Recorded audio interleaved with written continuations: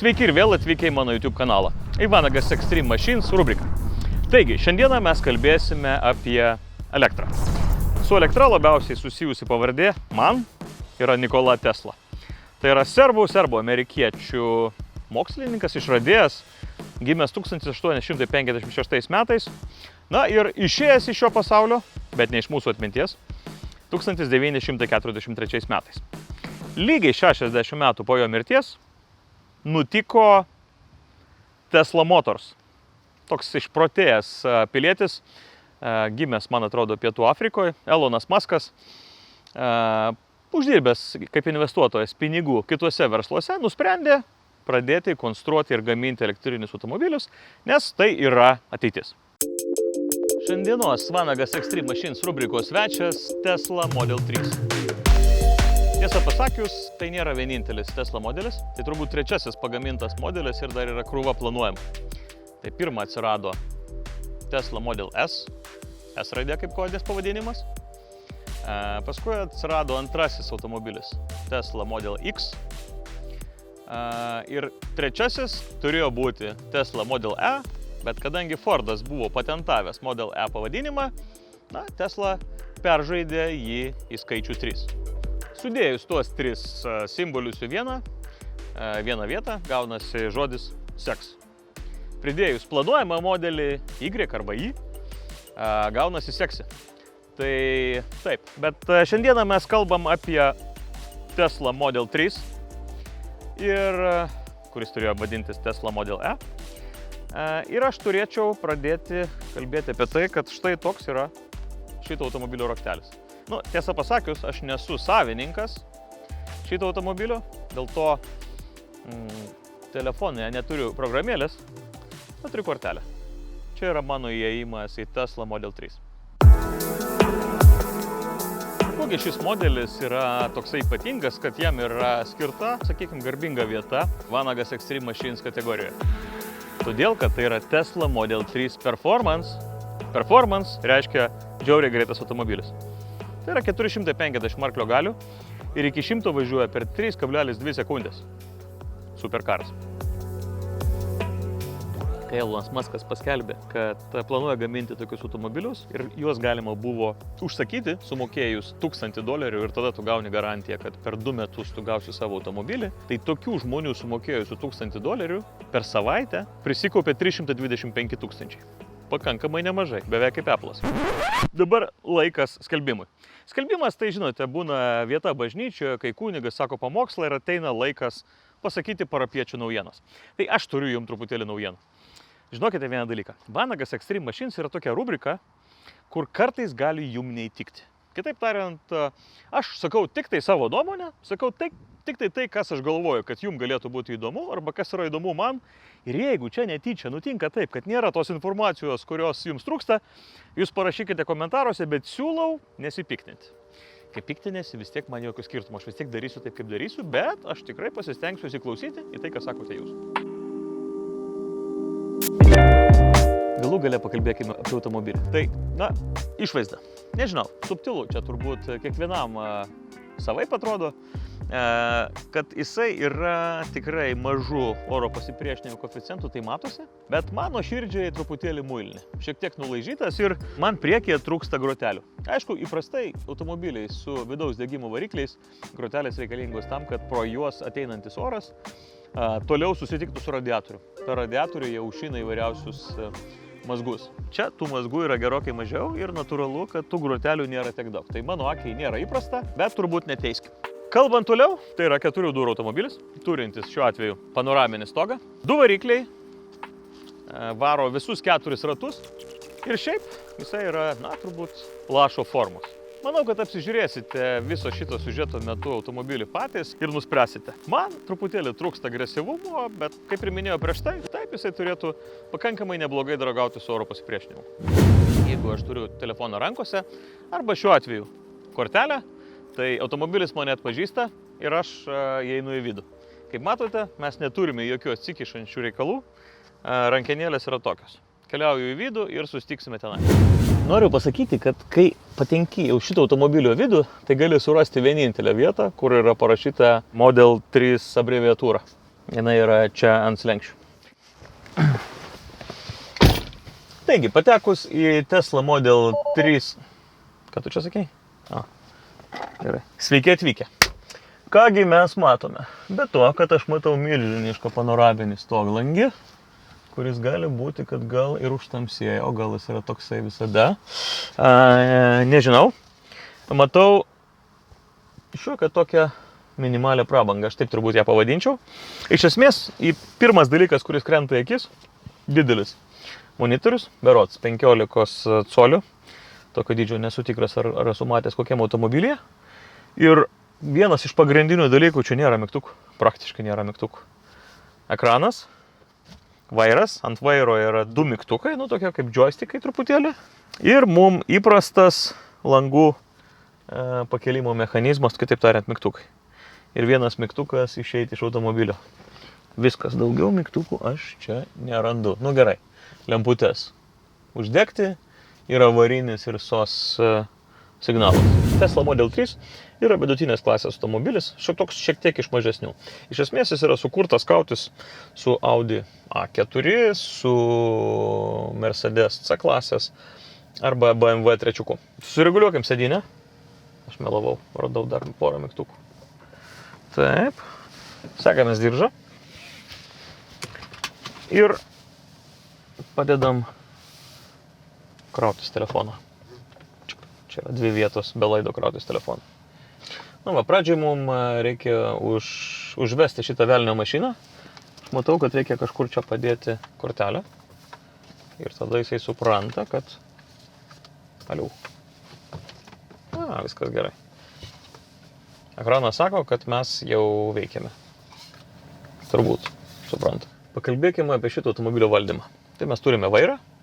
Turime 2 svirteles, posūkių, valytuvų, greičių dėžės perjungėjas, 2 pedalai ir ekranas. Tiesą pasakius, man tai yra daugiau ne automobilis, o kažkoks kompiuteris ant 4 ratų, nes mes turime planšetę ir toje planšetėje yra sudėta visiškai visa informacija apie automobilį. Pavyzdžiui, ką mes turime? Mes turime navigaciją, čia radiją, atsiprašau. Nebūtinai moku, strauku. Taip. Čia mes turime navigaciją. Čia mes turime automobilį.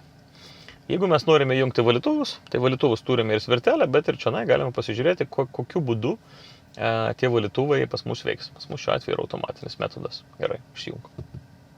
Gerai, nemoku. Šitas automobilis mane moko visokiausių triukų. Norite, atidarysiu bardaičioką. Jis taip vadinamas liaudyje, angliškai tai yra glovebox, o kaip mes jį dar galim pavadinti, nesmė. Tai yra ta dėžė, kur galime susidėti daug visokiausių smulkmenų. Jinai štai yra čia ir iš jos šiaip atidaryti negaliu. Tokiu atveju tam yra specialus mygtukas. Puk, matėt? Dar kartą. Puk, matėt? Jeigu neturit ką veikti, prašom, užsiėmimas. Šitas automobilis man pradeda patikti. Matote, štai čia yra tokia viena ilga ventiliavimo anga. Paprastai automobiliai tokių neturi, paprastai būna tik tai keletą jų priekį, čia jinai visa ir ilga. Pasižiūrėkim, kaip viskas reguliuojasi. Matosi, kaip juda oras. Galima daryti pirštų paspaudimu, kaip nori, kad tas oras keliautų po automobilį. Kosmosas kažkoks tai. Man pradeda patikti tokie reikalai. Gerai, mes čia iš tiesų važiuoti susirinkom, tai pasižiūrim keletą nustatymų, quick controls, turime driving, aš lenktynininkas, tai mes turime sport mode, tebūnie track mode nenaudosim, nes važinėsime, čia turi specialią track mode, tai suprantu, trasai kažkokią programą ir manau, kad keliavome. Gerai, dar kartą, patiko man tas reikalas. Gerai, važiuojam. Čik, vienas trumpas paspaudimas, svirtelės ir automobilis pajudėjo. Aš esu benzingalvis. Benzingalvis įprastai mėgsta girdėti, kai užsiveda variklis. Dar geriau, kai tas variklis labai gražiai dirba. Čia yra visiška tyla. Tas daiktas neturi jokių garsių variklių. Nesąmonė. Truputėlį galiu pasakyti, kad mane tai truputį glumina. Ir tai yra mano pirmieji metrai su Tesla Model 3. Iš karto kyla pirmas pamąstymas, kad automobilyje inžinieriai turėjo stipriai padirbėti ties tuo, kad kai tu neturi variklio garso, tu turi būti tikras, kad viskas aplinkui negirgždės, neskleis visokiausių garsų, net ir padangos tampa labai svarbios, kaip jos ošia, ar ne?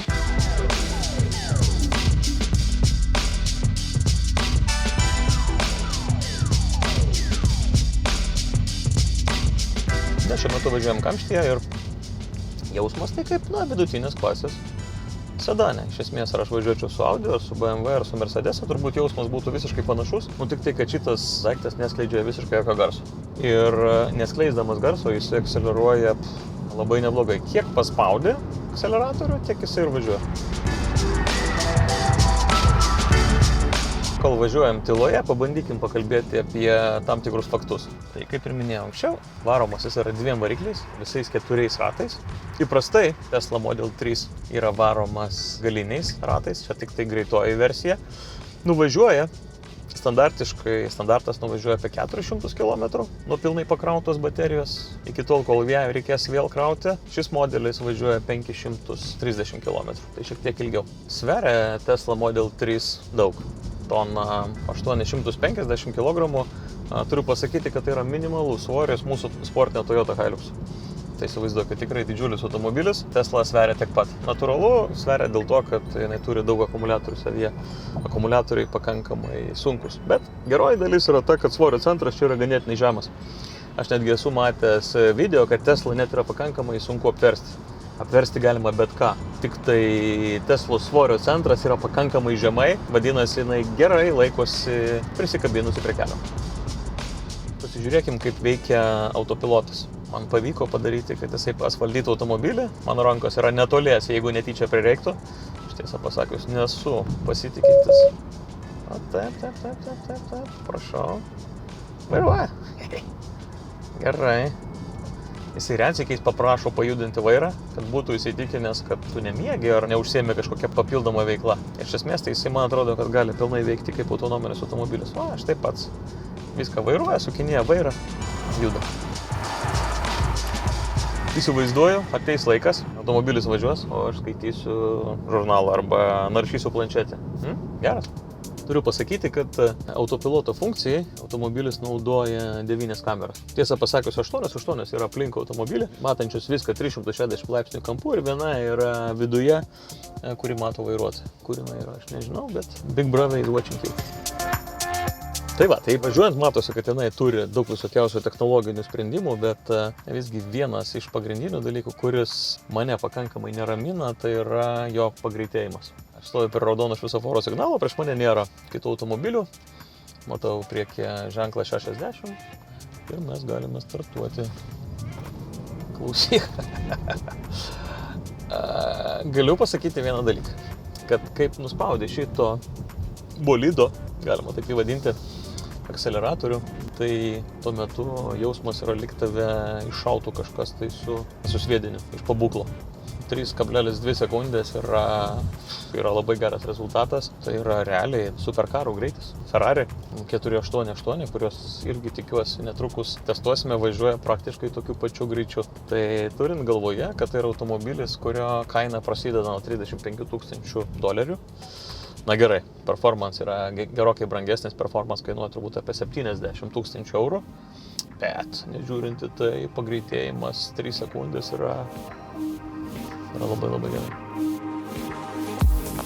Dar vienas reikalas - saugumas. Tesla Model 3 yra vienas saugiausių automobilių planetoje ir jis atitinka 5 žvaigždutes, tai yra aukščiausias saugumo įvertinimas ir panašu, kad šiame automobilė gali jaustis gerai. Galiu pasakyti, kad žūstama visuose automobiliuose, nes kad ir kaip bebūtų gaila, bet didžiausia problema būna ne automobiliai. Būna žmonės su savo smegenėlėmis ir jie pradaro nesąmonę. Važiuoju dabar tokiu siauru vingiuotu keliuku, įjungia autopiloto funkciją. Vadinasi, kad jisai vairuotų automobilį pats. Dar kol važiuojam, turiu pasakyti, kad 250 km/h yra maksimalus greitis, manau, kad jis yra ribojamas elektronikos. Ir aš važiuoju vieta, kur iš tiesų tai yra juostos pažymėtos, tai nėra juostų ant kelio, bet jisai visgi supranta, kur yra kelias, sukinėja pats. Suprantu, kad jisai turbūt mato kelio kraštą, jisai mato bordiūrą, atitvarus, kartais juostas ir va piešia kelią ant ekrano. Geras automobilis, pats vairuoja. Dar vienas dalykas. Kai manęs žmonės klausia, kokie bus automobiliai ateityje, čia jau jisai pasakė, kad nebenori vairuoti, per sudėtinga tapo. Tai kai žmonės klausia, kaip mes vairuosime automobilius ateityje, aš paprastai sakau, kad mano dukrai dabar yra 5 metai. Aš manau, kad jai nebereikės turėti vairuotojo pažymėjimų. Kai jai bus turbūt 16 ar 18 metų, jinai ateis į automobilį, atsisės, pasakys, kur reikia važiuoti ir viskas, ir jinai bus ten nuvežta. Su sąlyga, kad mes neišmoksim teleportuotis. Teleportuotis tai reiškia, sugalvosim ir būsim kitoje vietoje, tada nebereikės automobilių. Bet panašu tai, ką daro čia Tesla, tai yra ateitis ir autonominiai automobilio valdymo metodai jau po truputį didžiųjų gamintojų tikrai yra atrasti. Išėjo automatinį režimą, vežk mane. Mūsų operatorius ir montuotojas, kuris padeda kurti visą šią rubriką, Vanagas Extreme Machines, sako, kad šitas automobilis būtų tinkamas jam. Jisai galėtų važiuoti iš taško A į tašką B ir montuoti čionai savo video medžiagą, nes vairuoti praktiškai šito automobilio gali ir nereikėti. Na, manau, kad mes baigėme šiandieną savo misiją. Spaudžiu mygtuką, reiškia P raidė, atsisegu diržą ir dar parodysiu jums šito automobilio bagažinę. Tiesą pasakius, ne bagažinė, 2 bagažinės. Yra mygtukas Open, atidariau tiek priekinę, tiek galinę, kitaip jinai neatsidaro. Paspaudžiu kitą mygtuką ant durų, jis atidaro duris, tai čia yra arba mygtukas, arba yra dar viena rankenėlė, jeigu netyčia dingtų elektra. Ir keliavam išorę. Prieš atidarant bagažinę, priminsiu, šitas automobilis yra gaminamas iš plieno ir aliuminio. Matau vieną karboninę detalę. Ir jis atrodo kaip hatchbackas, bet iš tiesų tai yra sedanas. Čia mes turime bagažinę. Bagažinę turim dar vieną skyrių, pakankamai gilų. Automobilėje nėra atsarginio rato. Yra specialios padangos, kurios galima ir su nuleistu ratu kažkiek kilometrų nuvažiuoti. Tai čia yra viena bagažinė ir keliaukime į bagažinę, kur yra priekyje. Tai čia ta bagažinė nėra didelė, bet visgi kažką, rankinuką kažkokią gali įsimesti. Ir joje yra, ką mes čia turim, aišku, kad laidai pakrovimui. Įsivaizduokite, sėdite Tesla automobilyje, aplinkui žiema, šalta, laukiate savo kolegos. Nėra ką veikti. Norite sušilti. Tai taip, šitas automobilis šildo visiškai iš karto, bet dabar pažiūrėkime ekraną. Mes galim, pavyzdžiui, pasiimti toy boxą ir padaryti tai. Šildyti savo rankas. Jaučiuosi kaip žiema prie židinio, man šilta ir gera. Ką gali sėdint automobilyje, neturint ką veikti lenktynininkas? Aišku, kad lenktyniauti.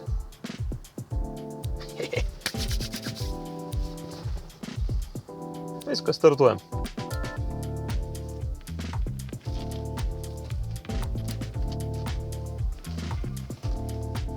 Kur važiuojam? Pilį.